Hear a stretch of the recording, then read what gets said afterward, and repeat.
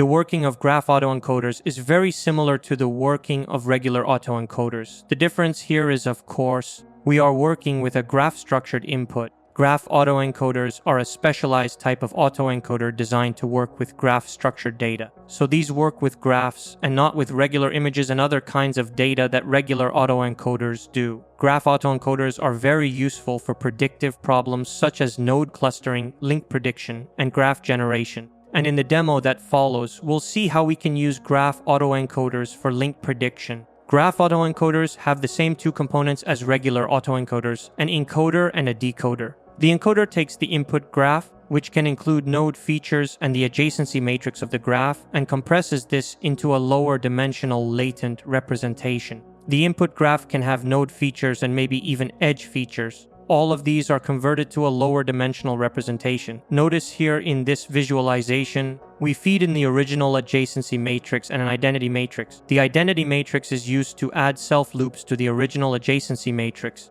so every node in the original graph is connected to itself. The latent space encodings of an encoder is often achieved using graph convolutional networks or other graph-based layers that capture the structural and feature information of the nodes.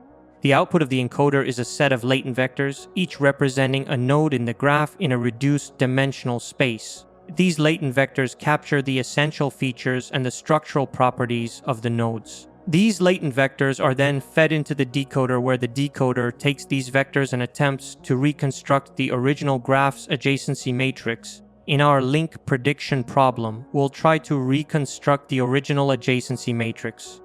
This involves generating a reconstructed graph that approximates the original graph using techniques such as inner product decoders or multi-layer perceptrons. The training process involves minimizing a loss function that measures the difference between the original graph and the reconstructed graph, the generated adjacency matrix. In the link prediction problem that we implement next, the decoder reconstructs the adjacency matrix of the graph, and a common decoding method is to compute the inner product of the node embeddings to predict whether edges are present between a pair of nodes. The encoder uses graph convolutional networks to produce node embeddings. The decoder computes the inner product of these node embeddings to predict the presence of edges.